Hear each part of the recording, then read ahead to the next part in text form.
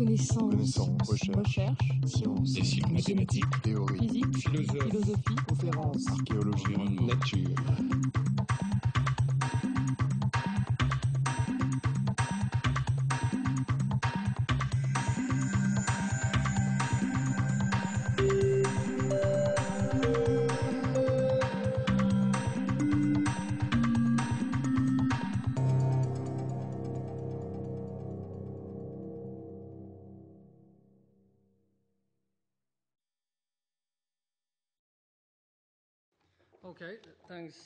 Bon, merci. Merci de m'avoir invité pour parler donc de cette étude. Je travaille avec Martina Bjarkman à l'université de Boccani. Donc le démarrage, le point de départ de cette étude, c'était des problèmes de santé dans le monde en voie de développement. Alors, à titre d'exemple, quelques statistiques terribles. 11 millions d'enfants à moins de 12 ans, à moins de 5 ans meurent chaque année, et cela en Afrique subsaharienne. Et pire encore, ou plus frappant encore, est la chose suivante. Plus de la moitié de ces enfants, et dans cette zone, y compris l'Ouganda, 70% de ces enfants, enfin leur décès, aurait pu être évité, ou bien on aurait pu traiter ces cas à l'aide donc de prestations de soins très peu onéreuses. Donc la question est de savoir pourquoi on n'aurait pas pu remédier à ces maux. Alors la réponse n'est guère facile, mais l'une des réponses qui a fait l'objet de certaines attentions récemment, c'est le fait que c'est de rendre des soins de santé auprès donc de ces populations démunies. Alors, quelques exemples, les écoles et les cliniques ne sont pas ouvertes quand elles devraient, et quand elles sont ouvertes, le personnel n'est pas là, ou bien le personnel ne fait pas son travail, les équipements, le matériel, quand c'est présent, ce n'est pas utilisé correctement, et les médicaments ne sont pas utilisés. Donc il faut faire en sorte justement d'encourager les parties prenantes à travailler comme ils le devraient avec les pauvres. Mais comment parvenir à ce but? Donc, traditionnellement, la responsabilité, le schéma de responsabilité est comme suit. Les citoyens, les gouvernements sont responsables auprès des citoyens, donc les gouvernants doivent s'assurer que les systèmes fonctionnent correctement. Donc, le gouvernement confie ces services à des parties prenantes externes. Et que ce soit donc la clinique ou une école. Alors, pour une batterie de raisons que je ne vais pas évoquer ici, cette approche traditionnelle à l'égard de la responsabilité ne fonctionne pas très bien dans bon nombre de pays pour des raisons différentes. Les gouvernants ne sont pas sanctionnés, ne peuvent pas être sanctionnés par les citoyens. Et l'organe de surveillance, les organes de surveillance sont faibles ou sont en but à des dysfonctionnements et n'ont pas de raison de surveiller correctement ce qu'ils devraient surveiller. Donc les gens posent la question suivante: comment est-ce que nous pouvons renforcer ce système traditionnel à l'aide d'un outil local pour renforcer les capacités des citoyens de responsabiliser davantage leurs gouvernants? Et c'est ça justement la teneur de mon propos aujourd'hui, une expérience visant à montrer visant à faire en sorte que cela fonctionne. Donc, en guise de résumé, qu'est-ce que j'ai fait? Qu'est-ce que nous avons fait? C'est un projet qui se déploie actuellement. Nous glanons des données encore. Nous sommes en train de glaner, de recueillir des données. Donc, c'était une expérience randomisée sur le terrain avec 50 communautés, entre guillemets, issues de 9 districts en Ouganda. Alors, l'intervention impliquait des organisations locales, des organisations non gouvernementales. Nous avons organisé des réunions à l'aide desquelles les communautés ont parlé du système de soins et la fourniture de soins, des services de soins gouvernementaux notamment. Pendant ces réunions, les parties prenantes de la communauté, de la collectivité, devaient élaborer un projet visant à améliorer l'état des choses. Et donc, il fallait lancer un processus qui serait confié à la collectivité. Alors, je vais parler essentiellement des résultats, mais en guise de synthèse, les résultats, nous avons constaté, un an après le démarrage du projet, nous avons constaté une augmentation considérable dans l'utilisation des soins de santé et le décès infantile a décru. Alors, ce que je vais faire maintenant, c'est parler de ce contexte institutionnel. Je pense que Mary, à son tour, va pouvoir en parler de façon plus approfondie. Et je vais parler également des résultats.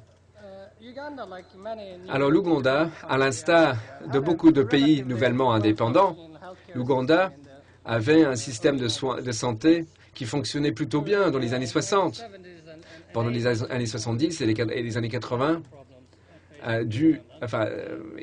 l'Ouganda devait faire face à des problèmes de gouvernance et les soins de santé s'est effondré. Après, ils ont dépensé beaucoup d'argent pour réhabiliter l'infrastructure de soins de santé, mais les indicateurs de santé révèlent que ce succès s'est révélé assez mitigé. Alors, il y a des hôpitaux, il y a des centres de santé, des dispensaires, des pharmacies, qui sont des unités de soins sur le territoire, soit des organes à but lucratif ou non lucratifs. Moi, je vais me pencher sur les dispensaires gouvernementaux. Pourquoi? Eh bien, parce qu'il existe beaucoup de dispensaires sur le terrain, donc c'est assez facile de recueillir des données chiffrées. Mais l'interactivité, on constate une interactivité accrue entre les personnels de santé et les malades. Donc, ces dispensaires sont censés faire des traitements ambulants et un dispensaire en moyenne avait 2 infirmières, un sage-femme, 3 assistantes.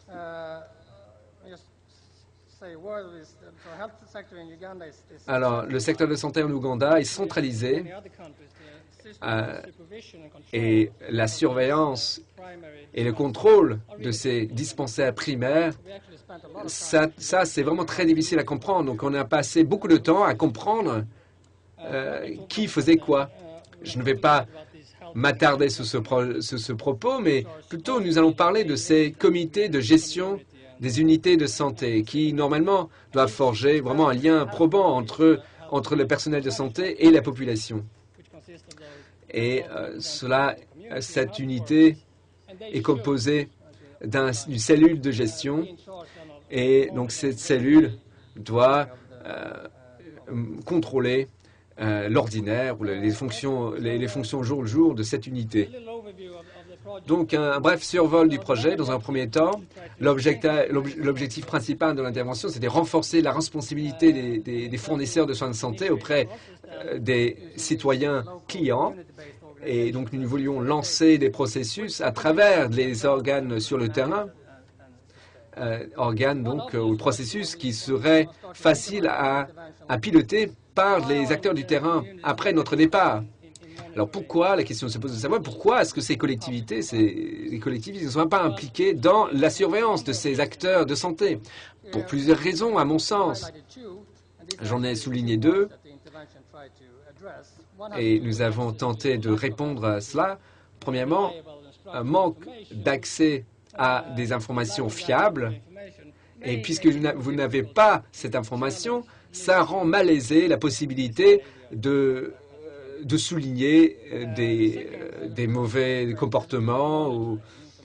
Ensuite, la surveillance, le contrôle. Parfois, c'est un bien public, et cela peut s'avérer très épineux. Alors, tout le monde souhaiterait peut-être qu'une unité soit surveillée, mais personne ne veut vraiment le faire, même si le concept, tout le monde est d'accord que ce concept est intéressant. Personne ne veut l'assurer. Alors, qu'est-ce que nous avons fait? Alors, nous avons doté des collectivités des informations probantes et nous avons stipulé les droits des individus faisant partie de la collectivité, et nous avons tenté d'encourager les membres de ces collectivités, de cette communauté, à se mettre d'accord sur ce qu'ils pouvaient escompter en matière de services de soins auprès donc de ces dispensaires primaires.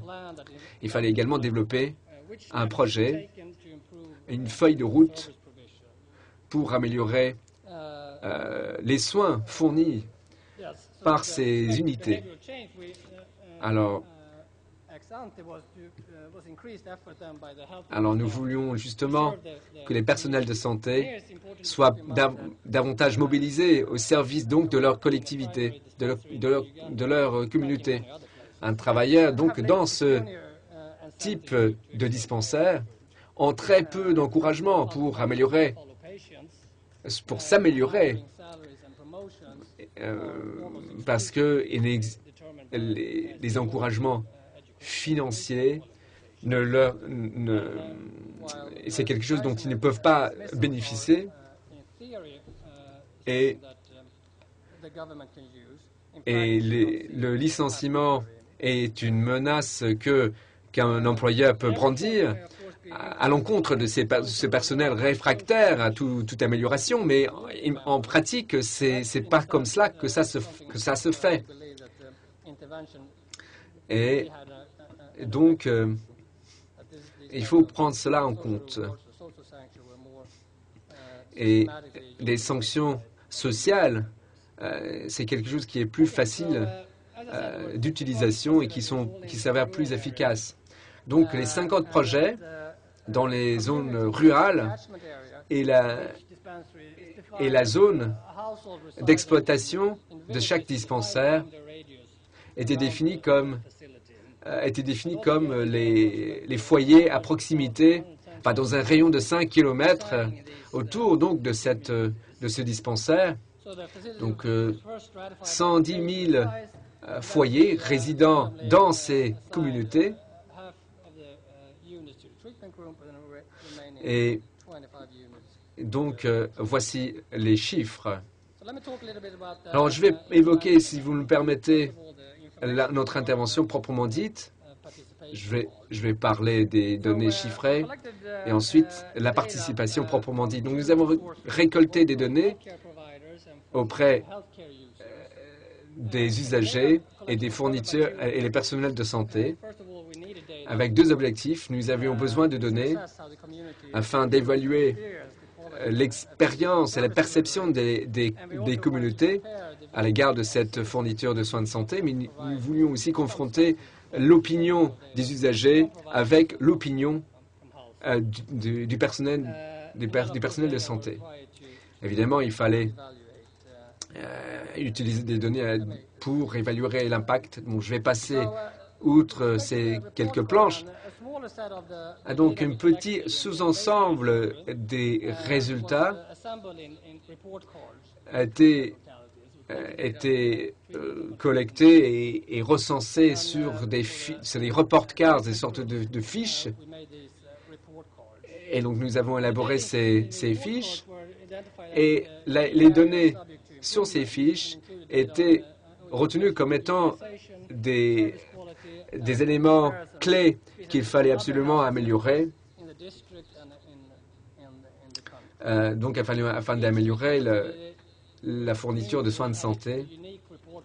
Donc, chaque communauté avait sa propre fiche pour recenser les résultats saillants. Alors, avant de faire ce projet, nous avons fait beaucoup de projets pilotes. Bon nombre d'entre eux se sont soldés par un échec. Au départ, nous avons pensé peut-être avoir un meilleur système de diffusion d'informations, campagne d'affichage par exemple, mais après on s'est rendu compte que ces affiches étaient retirées des murs juste après leur pause. Et donc, nous avons abandonné cette méthode et nous en avons conclu que juste diffuser l'information, ce n'était pas assez, ce n'était pas suffisant. Ainsi fallait-il adopter une approche plus sophistiquée. Et donc, une approche plus participative a été adoptée, en définitive, où les membres de la communauté devaient analyser et interpréter les résultats, les informations glanées. Et dans ces différents dispensaires, nous avions des facilitateurs. Et donc, nous avons fait ça à travers plusieurs réunions du personnel et réunions entre le personnel et les usagers. Et donc, l'intervention a commencé avec la réunion de la communauté qui devait se tenir donc au cours de 2 après-midi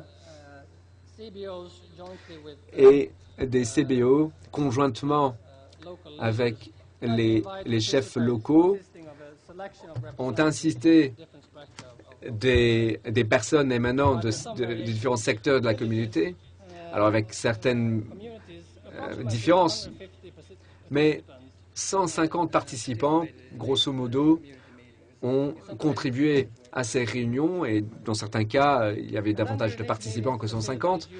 Et au cours de ces réunions, les facilitateurs se sont appuyés sur des modalités de diffusion d'informations et avec pour but final d'encourager les parties prenantes à savoir comment mieux surveiller et contrôler la fourniture de soins de santé. Donc, à l'issue de ces 2 jours de travail, les résultats ont été résumés ainsi.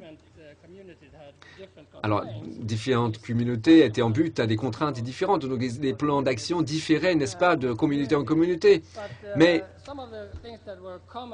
certaines choses qui étaient communes à toutes ces communautés, à tous ces plans d'action, c'était absentéisme trop élevé, qualité de soins de santé qui différait de communauté en communauté, un temps d'attente trop long.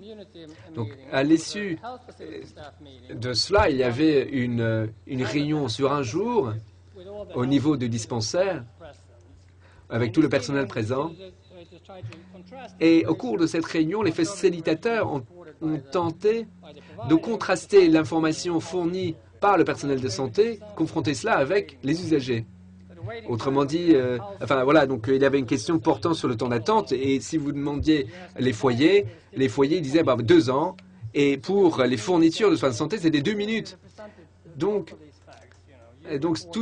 on confrontait ces données. Donc vous avez dit que le temps d'attente moyen, c'est 2 minutes et au niveau des individus qui souhaitent bénéficier des soins de santé disent 2 heures. Donc après, on tentait de remonter jusqu'aux causes de chaque élément. Ensuite, lors alors, il y avait d'autres réunions où l'intégralité du personnel de santé était présent. Et à l'occasion de cette réunion, des voies d'amélioration ont été évoquées. Et il fallait aussi songer à rédiger un contrat qui stipulerait ce qu'il faudrait faire pour améliorer les choses et qui en serait responsable. Donc, voici la teneur de l'intervention.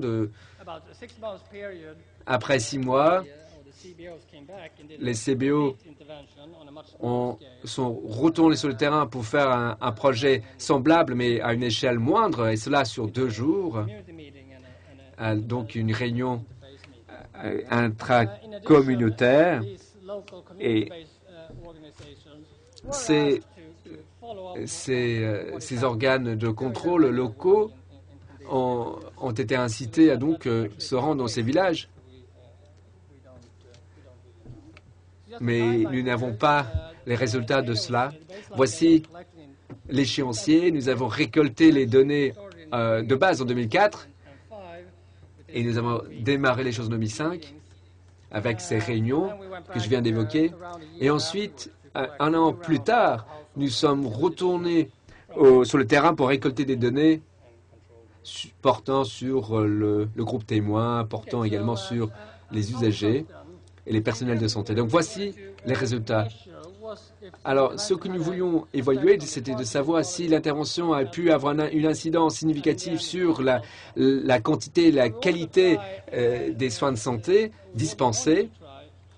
Nous voulions également documenter les changements par rapport à cette responsabilité, cette question de la responsabilité. Est-ce que l'intervention a augmenté la capacité des communautés de surveiller la fourniture de soins de santé? Est-ce que cela avait un impact sur le comportement du personnel de santé? Est-ce que cela a eu un impact sur l'agent et le réseau destiné à fournir donc ces soins de santé? Donc je vais passer outre ces planches.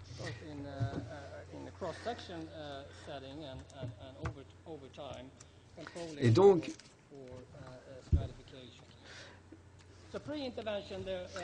la pré-intervention, il n'y avait pas de différence systématique entre le groupe témoin et le groupe qui faisait l'objet de notre étude. Et donc, je vais consacrer aux 5 minutes qui me restent, je vais parler de ces résultats. La première question, je vais commencer avec la question 2, ensuite 3, 4, et ensuite je vais remonter à la première question. Bon, donc documenter ces processus nous permet d'observer que les communautés sont davantage impliquées dans le contrôle des soins de santé. Alors ça, c'est une question importante à l'échelon national. Et nous avons décidé, à ce titre, qu'il ne fallait pas avoir des observateurs sur le terrain, trop d'observateurs sur le terrain. Donc, nous avons 2 sources d'informations, des foyers qui nous donnaient des informations, et nous avons également des informations émanant des conseils locaux. Donc, grâce à ces rapports LC et CBO, conseils locaux et LC, conseils locaux, ça c'est une vision moyenne, n'est-ce pas? Parce que la situation est différente de communauté en communauté. Alors, le conseil local ont fourni une contribution intéressante. Donc, il y avait 6 réunions de conseil local en 2005. Et à l'occasion de ces réunions, 9 villages ont débattu des questions justement touchant au contrat que j'ai évoqué tout à l'heure. Et donc là, il s'agit de la fourniture de soins premiers. C'est une question cruciale s'il en fallait. Et comment ces HUMC, comment est-ce qu'ils étaient créés et dissous? Et un tiers de ces HUMC ont été dissous, mais aucun changement dans les zones, enfin dans le groupe contrôle.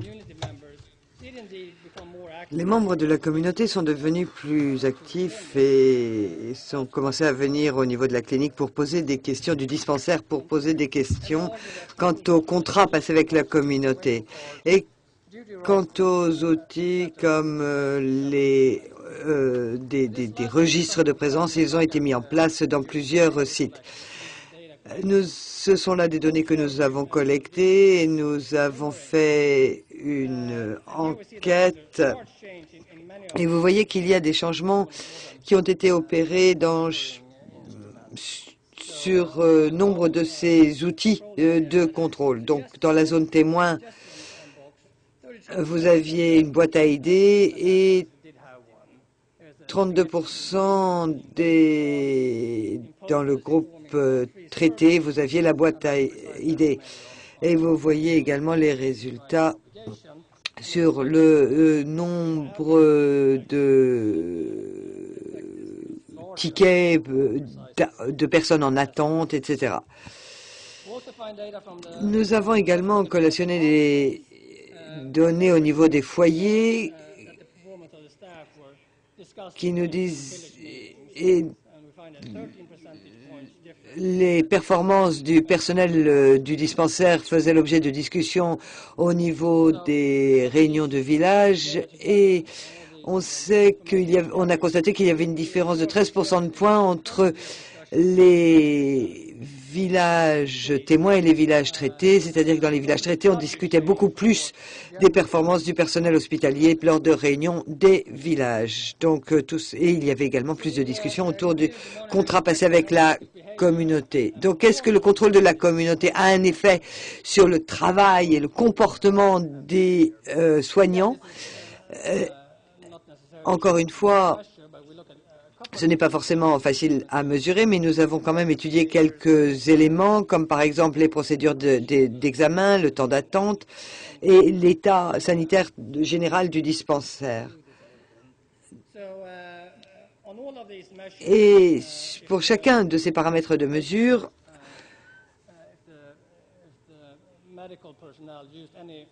on a essayé de voir si le personnel médical utilisait du matériel pour les examens médicaux. Et là, on a constaté un impact important. On a vu également que le temps d'attente était réduit considérablement et que le temps d'attente se réduisait également en fonction de la quantité d'équipements utilisés. Pour ce qui est du taux d'abstention, le 0,13% de différence montre qu'il y a grosso modo une infirmière supplémentaire présente au dispensaire.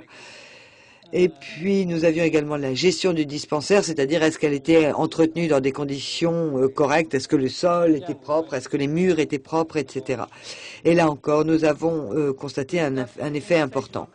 Nous avons également étudié le niveau d'immunisation des enfants. Donc là, à partir des données collectées auprès des foyers, et nous savons combien de doses de vaccins devraient être administrées par enfant. Et nous avons essayé de voir comment les villages respectaient ces doses. Dans ce tableau, je vous montre un résumé de tout cela. Et on a vu des effets sur toutes les cohortes quand on étudie les effets moyennés sur toutes les 5 colonnes. Et puis, on constate une différence significative et importante pour toutes les cohortes, mais surtout pour la cohorte des enfants les plus jeunes. Évidemment, on s'attendait à ce que cette différence soit plus importante chez les très jeunes enfants. On se voit par exemple que les nouveau-nés reçoivent dans une plus grande proportion de la vitamine E et des vaccins contre les maladies les plus courantes, BCG, etc.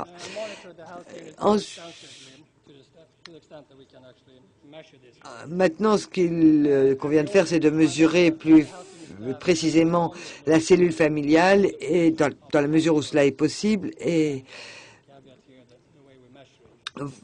voir quel est l'impact de la fourniture de services de santé. Le contrôle d'une communauté a permis d'améliorer le statut des soins de santé. Je voulais maintenant partager avec vous quelques chiffres que nous avons rassemblés en comptant le nombre de patients au quotidien qui visitaient le dispensaire. Et vous avez donc les patients en ambulatoire et les patients qui venaient pour le planning familial. Et on constate qu'on a une forte augmentation en pourcentage du taux d'utilisation du dispensaire.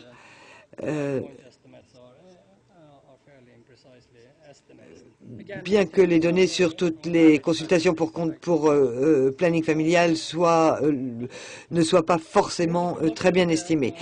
Nous pouvons également étudier les choses du point de vue des foyers, des ménages, et ce qui est important parce qu'il est possible que des personnes passent d'un dispensaire à un autre, même si il y a une distance assez considérable d'un dispensaire à un autre, mais il est possible qu'ils passent d'un médecin privé à un dispensaire public.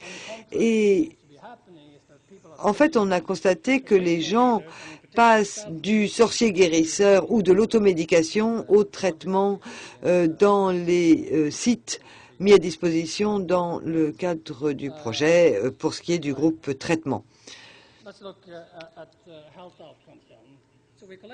Donc, par foyer, maintenant, nous avons collecté des données, deux types de données.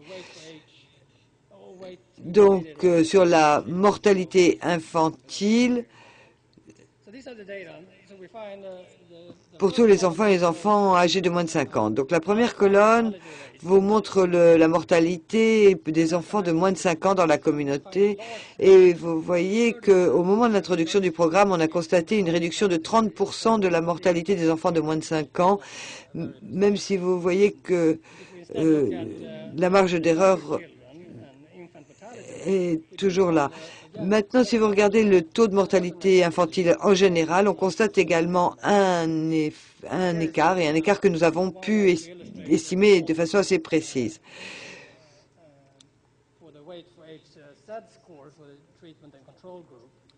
Donc voici les courbes obtenues pour le groupe témoin et le groupe de traitement, et vous voyez que la moyenne s'est légèrement décalée.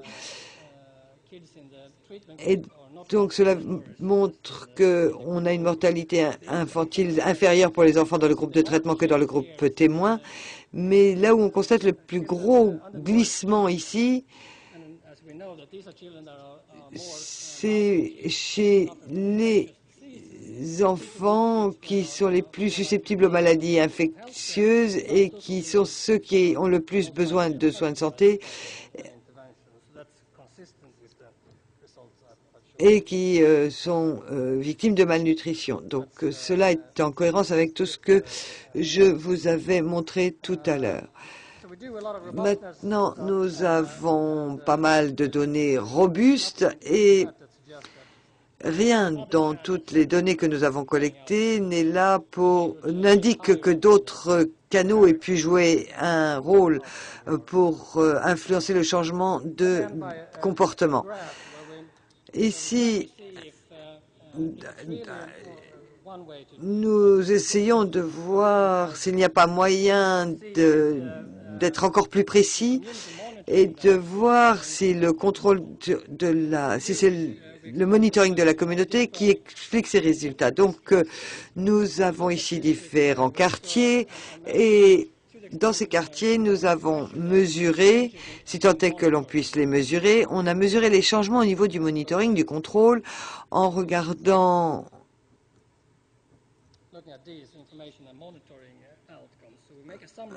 les informations et les résultats du monitoring. Et ensuite, on a regardé les corrélations entre les quartiers au fur et à mesure que l'on constatait des modifications au niveau du monitoring et on regardait si elles étaient en lien avec des changements qui s'étaient opérés Je suis désolée, je suis un petit peu perdue. Donc le premier cas, c'est l'utilisation et le deuxième, c'est la mortalité infantile. Donc, ça, j'aurais dû le voir si j'avais eu le document sous les yeux, mais donc sur le diagramme du dessus, vous avez en haut à droite les communautés traitées, alors que les communautés témoins, du groupe témoin, se trouvent toutes regroupées en bas à gauche. Et évidemment, on constate exactement l'inverse dans le graphique du dessous, ce qui suggère que dans les communautés dans lesquelles on met en place un programme communautaire qui est mesuré et monitoré, on constate une forte modification des comportements vis-à-vis de l'utilisation des centres de soins, ce qui se traduit par une baisse de la mortalité infantile. Maintenant, avant de passer la parole à ma collègue, je voulais en quelques mots de conclusion vous dire que nous avons mesuré l'impact des programmes communautaires. Cette étude est une étude assez importante, mais des questions restent posées. Par exemple, nous n'avons que peu d'idées des effets à long terme. Il ne s'agit évidemment là que d'un type d'intervention pour encourager la participation des communautés et il ne s'agit sans doute pas de la mesure ou de l'initiative la plus efficace au point de vue des coûts. Donc, d'autres projets sont actuellement en cours. Je vous passe maintenant la parole, ma chère collègue. Eh bien, merci beaucoup. Tout d'abord, je souhaitais remercier le laboratoire d'action contre la pauvreté et le professeur Duflo, ainsi que mon collègue Jacob, qui me donne la possibilité de partager ces informations avec vous. Donc, pour les personnes qui ne savent pas où est l'Ouganda, l'Ouganda est un petit pays que j'ai coloré en bleu au milieu de l'Afrique. Donc, quelques chiffres dont Jacob vous a déjà dit quelques mots, donc je ne vais pas trop rentrer dans les détails, mais vous voyez que les indicateurs de santé. Nous avons des défis auxquels nous devons faire face dans le secteur, notamment le secteur de la santé est sous-financé et nous essayons de faire la différence pour le peuple ougandais au niveau de la santé, mais les personnes qui vivent en Ouganda ou qui ont de la famille dans le pays, nous souhaitons leur mettre à leur disposition des soins de santé de qualité. Donc le secteur est sous-financé, le budget de la santé ne représente que 11 à 12% du budget national, mais la question est de savoir si c'est vraiment un sous-financement ou bien si c'est une mauvaise utilisation des financements disponibles. Donc la question, est-ce que c'est un problème de sous-financement, est-ce que c'est un problème de manque de personnel, de manque d'équipement et l'abolition du ticket modérateur a été annoncée en 2001 et maintenant la santé est décentralisée et les gouvernements reçoivent 34% du PNB par le biais de transferts et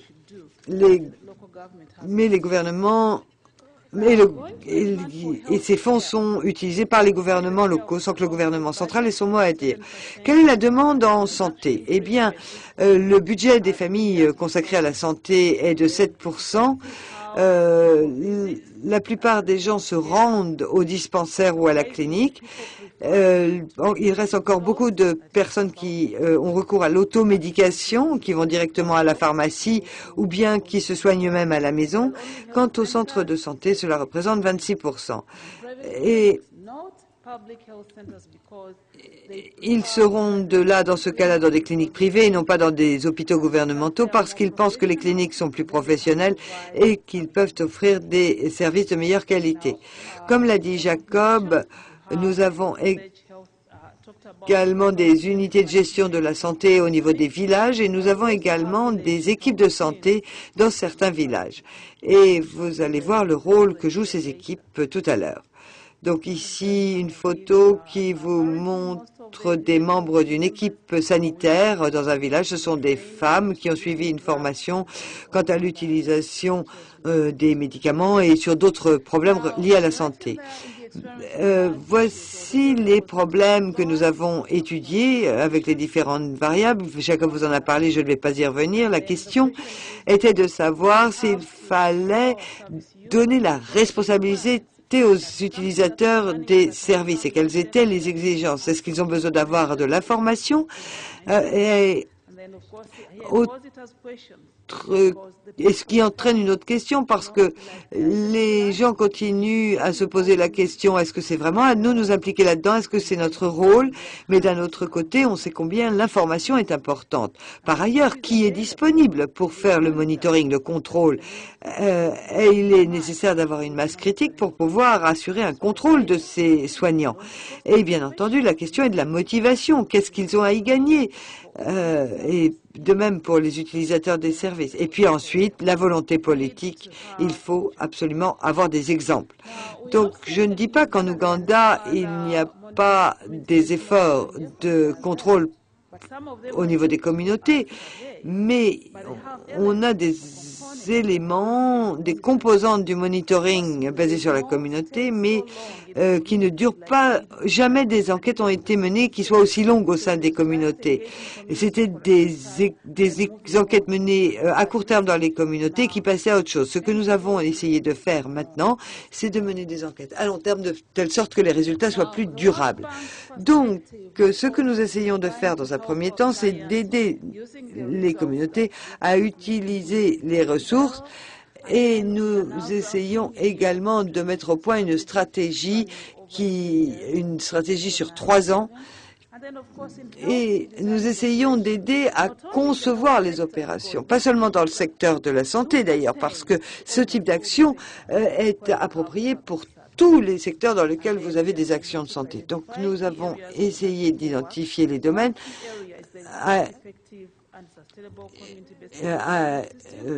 identifier. Donc le premier étant de déterminer le modèle de monitoring qui pourrait être utilisé efficacement au niveau des communautés et ensuite d'identifier les domaines de travail et d'analyse afin de fournir plus d'informations au gouvernement politique de façon à ce que des décisions puissent être prises. Est-ce que ce genre de responsabilité relève des gouvernements locaux ou est-ce que ça doit remonter au niveau du gouvernement national? Bien entendu, quels sont les enseignements?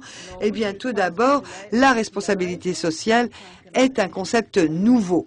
Au départ, nous nous attendions à ce que les gens se portent volontaires au sein des communautés de la société civile. Mais nous nous sommes rendus compte que ce genre d'élan a disparu depuis longtemps et les autres problèmes concernant les droits et les responsabilités des citoyens, sachant qu'on a le droit à un service de... Les gens ne sont pas forcément conscients du fait qu'ils ont le droit à un service de santé, d'éducation. Et les capacités sont très faibles pour mettre en place ces programmes de monitoring. Donc, on s'est rendu compte qu'il fallait prendre le temps du dialogue. Et autre problème, c'est que certaines personnes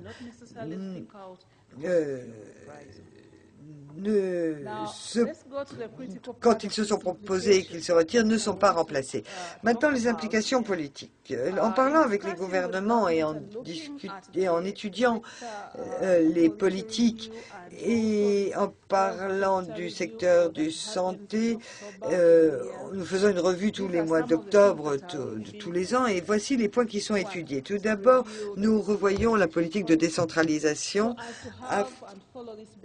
et nous suivons un principe de base, à savoir que le financement vient à la suite du principe de fonction. C'est-à-dire qu'on ne met un financement que pour fournir un service. Deuxième point, nous parlons de l'accès à l'information. Nous avons une loi en Ouganda qui garantit l'accès à l'information à qui la demande. Mais il reste des défis pour que cette loi soit véritablement opérationnelle. La loi existe sur le papier, mais elle n'est pas encore traduite dans les faits.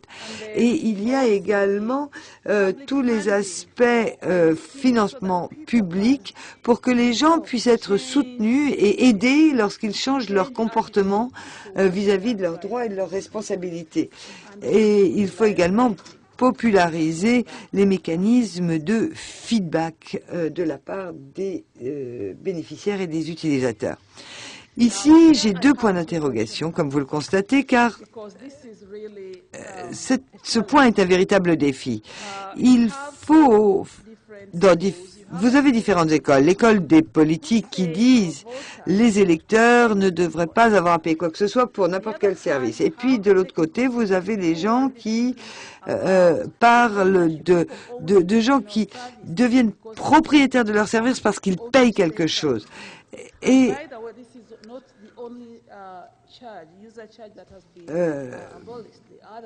comme je vous l'ai dit que tout à l'heure, ce qu'on appelle le ticket modérateur ou les frais pour les utilisateurs des soins de santé ont été abolis, ça n'existe plus, ça a été une annonce politique et tout à coup, il n'y avait plus cette taxe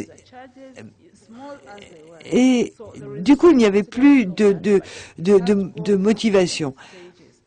Et c'est quelque chose auquel nous souhaitons réfléchir maintenant. Il y a également le mode de pensée. Vous avez vu dans les diagrammes de Jacob les utilisateurs, les fournisseurs de soins, etc. Il est grand temps maintenant que le gouvernement commence à réfléchir à la fourniture de soins de santé dans le cadre d'un partenariat. Ce n'est pas parce que c'est un bien public que le gouvernement se doit de fournir tout type de service sans que les clients ou sans que les bénéficiaires aient quoi que ce soit à dire quant au service qu'ils reçoivent. C'est la raison pourquoi il est nécessaire de créer des structures ou de se reposer sur les structures existantes telles que les comités sanitaires de village. Ici, vous voyez, lorsque les gens travaillent ensemble dans le cadre de partenariats, il peut y avoir des changements très importants. Comme vous le voyez ici, dans une école en Ouganda, les enfants qui participent à un exercice tous ensemble. Maintenant, toujours au niveau des implications politiques, c'est que l'on établit une véritable confiance de l'utilisateur dans le système de santé. Vous avez sans doute constaté dans d'autres enquêtes que les personnes ont perdu tout intérêt dans les services proposés par le gouvernement. Donc cela doit être reconstruit et ce peut être fait de différentes manières. Mais l'une des manières de faire cela, c'est l'institutionnalisation d'un mécanisme de feedback régulier de la part des utilisateurs. Et pour avoir une vision globale de tous les aspects d'un service, il existe des mécanismes, il existe des instruments, des outils qui peuvent être utilisés, mais tout le secteur doit avoir la volonté de participer à cet effort de collecte d'informations. Et cela veut dire participer, entreprendre et participer à des différentes enquêtes à l'échelle nationale, au niveau des foyers, au niveau des institutions de santé. Il y en a une qui vient d'être lancée vendredi dernier, d'ailleurs. Mais cela permet à ces institutions d'entendre ce que disent les utilisateurs de la qualité de leurs services. Et ça leur permet de voir quelles sont les conséquences et les implications des services de santé qu'ils rendent. Et cela leur permet de gérer les problèmes dans le cadre de la planification de ces soins de service, car tout problème peut être traité.